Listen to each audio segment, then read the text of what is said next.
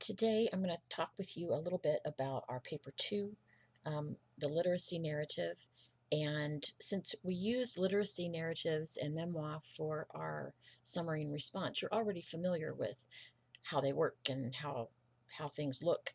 But I want to walk through the assignment sheet and explain how I'm going to break this down and how we're going to do it as a class. And we'll see how things go. So if you haven't printed off the assignment sheet, pause me and go do that, and then come back. Okay, paper two is your own literacy narrative. And as we've seen in the pieces in the book, um, some literacy narratives are about learning language, about learning your second language, about learning how to read, and how important that is. And we all love the story, right? The once upon a time, and then maybe more complex as we get older and such. But stories are important, and your story is important for you, especially for you to understand kind of how you got here, what you're doing, all that kind of fun stuff. And so, narrative is what we call telling a story. And most of the time, we tell a story so that other people can understand something. And that includes all those once upon a time kind of stories as well.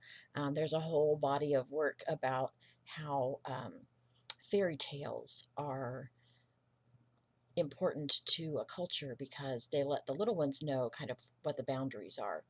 And I could talk for days on that one, but anyway, like I said, we all love a story, and literacy for this paper is the process of learning to do something, especially something difficult. Okay, so it's something that stands out in your mind that it took a little bit to get at, um, and or the concerning reading and writing. I know a lot of my students are English is your second language. If you're from Africa, English might be your fourth language. Um, and so there's a lot of tension in how that transition happens when we're learning our first language when we're babies, itty bitty guys.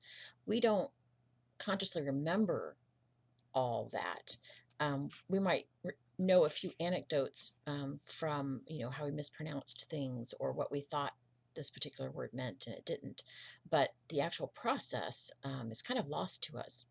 And so learning a second language, or a third or a fourth, um, helps us understand our own language better because then we have to think in terms of grammar and punctuation and word order and all of that kind of fun stuff.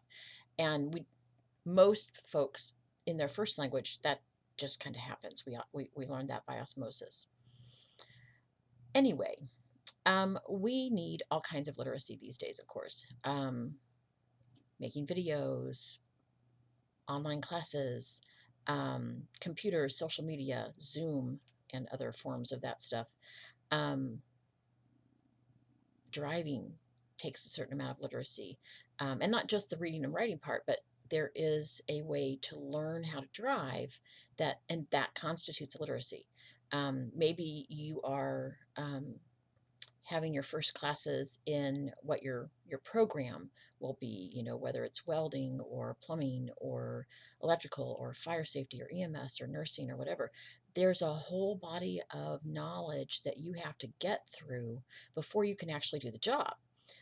That's a type of literacy. So that you have a very wide open range of topics you can choose from. The fun part is putting it down on paper so somebody else can read it and understand it and maybe learn something from it. Okay. So the assignment is to read chapter 10 in the Norton Field Guide to Writing. It's called Literacy Narratives, and decide on a specific topic when you learned how to do something difficult. And this can be primary literacy, like learning to read and write, or it can be more recently learning to do something you need in your life, driver's ed, coding, riding a bike, dyeing your hair, getting a tattoo. That takes some literacy as well, or something else. Your key is to remember something that you think others would enjoy hearing about and that you're comfortable sharing with us. Um, it's a hard thing sometimes because what you really want to write about is very makes you very vulnerable, and that's okay. But you just have to decide that this I'm okay with people knowing this. Okay. The end result paper should be at least 3 full pages, at least 750 words. Use the MLA template for the format, and be relatively free from errors. So read your work out loud. And as far as writing advice goes for any class, for any paper, read your work out loud. I know you feel like a dork when you do it, but I will tell you that is the best way to edit your own work. When we read in our heads, our brain can provide stuff that's not really there. And so it sounds beautiful, much like me trying to speak French. Sounds great in my head, comes out my mouth, total garbage. But anyway, the idea here is to be cognizant of the fact that other folks are going to read your paper for the peer review. I'm going to read your paper, obviously, and you know that could be kind of off-putting for you. It's less so in an online class because we don't see each other, and I'm not going to be going, oh, I know what that one did. No, that's not how it works. Okay, so it's not such a big deal. So we're going to do this in steps. And this is kind of to show you in one part the writing process. We write something, we look at it, we review it, we revise it, we write some more, that kind of stuff. And so the first step is pre-writing.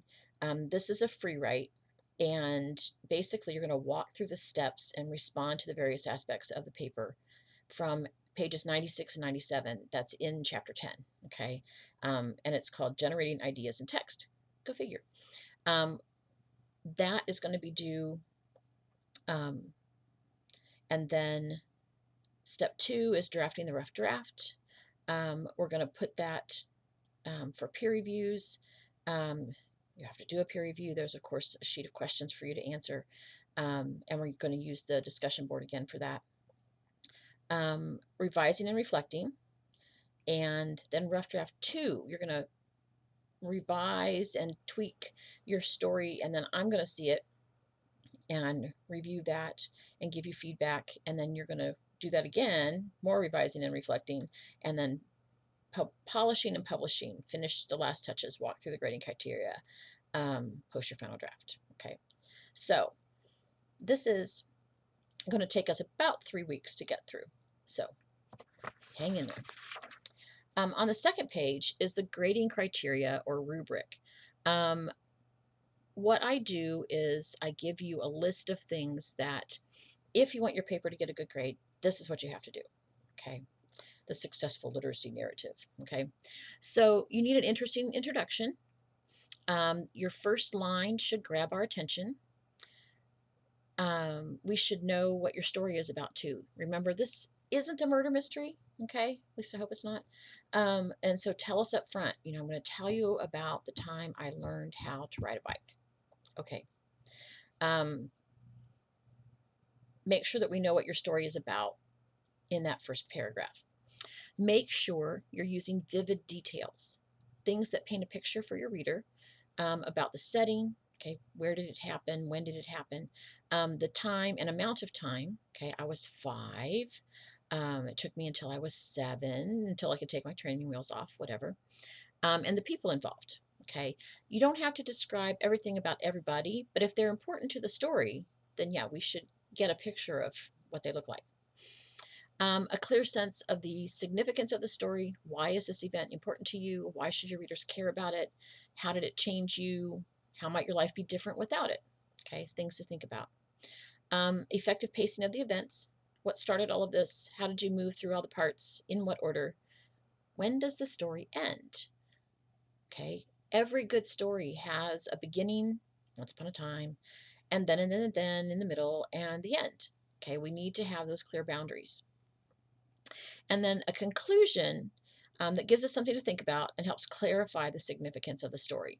What did you learn from this? Not just the obvious thing. And what should your readers do with the story or with this information, and why? Things to think about. And then the picky stuff. A text relatively free from surface errors. It's hard to be completely 100% perfect. It can be done, but it's hard. Read your work out loud, make changes where needed. What I do with my work, and I've been doing this a long time, is I write as much as I can on the computer and then I print it out. And then I mark it up and add things in and move things around. And then I go back to the computer and make those changes and see if I can get any further with it. And then I print it out again and then I read it out loud, make sure that I have all the pieces. Um, Make sure that your paper meets all the minimum standards for the assignment. A story about learning to do something difficult, at least 3 pages, can be longer. I only set minimums, so it has to be at least 3 pages, which means you should shoot for getting at least a line or two on that fourth page. For this, unless you quote an article or whatever, um, you don't have to have a works cited page. If you quote something, though, you need to tell us where it is. So make a stab because we haven't quite got there yet. Saved and posted in the correct format, either a PDF or a docx, on time and with all the steps included. Okay. For this paper, and this is the basic MLA format for any paper, 1-inch margins all the way around. Use a 12-point font, preferably Times New Roman or Garamond. I will take Arial, but that's about it. So the default is Calibri, which is tiny and scaled really weird, in my opinion. And so I want everybody's 3 pages to be 3 pages. So Times New Roman or Garamond at 12 points. Okay. Go into the paragraph section on the top row. When you're looking at Word, there's a little thing that has like which side of the page do you want it on and that kind of stuff. And then there's a little down arrow in the corner. Click on the down arrow and that gives you your paragraph formatting. Make sure that the spacing before and after your paragraphs are both 0, not auto and not 10 or anything else, just 0. Make the name block in the top upper left of the first page only. The name block should be single spaced. The whole rest of the paper should be double spaced. Okay. Put your last name and the page number in the upper right corner of the heading. So you go up in the corner of the page, when you're typing, and double click, and it'll open up the header. And then you type in your last name and give it a couple spaces, and then go insert page number and put it right there. And it's just a plain page number. Don't get fancy. Okay. And so nuts and bolts, no big deal.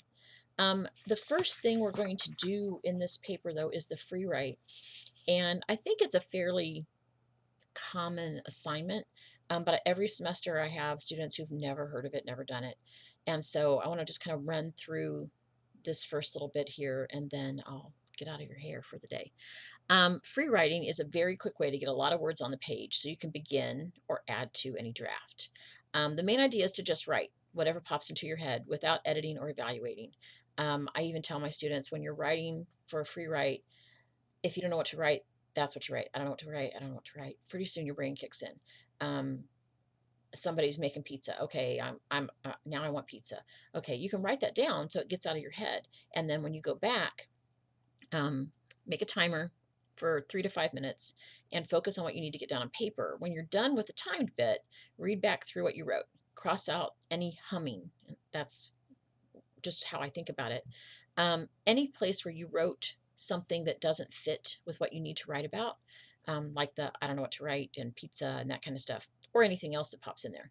Read back through and see what you have. If needed, you can choose one aspect of that free write to use to continue on, or you might just move on to the next question or prompt. And so for the literacy narrative, you're going to use the sections named in pages 96 and 97, generating ideas in the text in the Norton Field Guide to Writing. Read through the first paragraph, which is called Explore What You Already Know. Then set your timer for 3 minutes and just write. You can edit this at the end, or you can move on to the next paragraph and keep going. Read through the second paragraph, which is describe the setting. Use each bullet point for 3 minutes of writing. I think there are 3 bullet points there. So I want this to be a lot of words on a page, that you can then kind of sift through and get the best parts. I am going to collect this. So once you go through all the pieces, go back through and edit a little bit, cross out the humming at the very least, um, and then post it. You should have the 5 distinct sections for your homework. If you handwrite your free write, then just take a picture and post that. Saving those as PDFs works really well. So does the JPEG. Okay. Other kinds of picture extensions there don't tend to be able to open. So make sure you're saving things correctly. If you type your work, just save it as a docx or a PDF and post that. You can use all or some of this in your first draft too. This is not busy work. This is pre-writing to see what I know and see what I can do. And then however much of that you get down that's focused, you can always use all of that in your first draft, in your draft. So it's a good way to get the ball rolling. I know a lot of people get writer's block from a blank screen or a blank page. It's very intimidating. I don't have anything to say. Why would anybody want to think about, what I'm thinking about? And so the free writing takes all the pressure off. It's not formal. It's not anything other than just kind of barfing information on the page. And it's very helpful. I will make you do this for a couple of the other papers as well. I think it's a good way to get things down on paper. Now, I know some folks would much rather do something like a bubble or a cluster or something like that. And after you do this one, I will allow that later on in the semester. So make sure that you have all your stuff in line. Pay attention to the due dates. Pay attention to what you're supposed to turn in on what day, especially when we get to the rough draft and the peer review. Remember that not only is your rough draft part of somebody else's homework, the peer review is also part of somebody else's homework. So get your stuff in on time, play nicely with others, and this will all work very much better. I may decide to not do peer reviews in the future if the second paper goes as crazy as the first one did. Anyway, if you have questions, let me know. You know where I am. You have my email, my phone number, maybe. I have to see. Anyway, have a great day and enjoy writing your literacy narrative.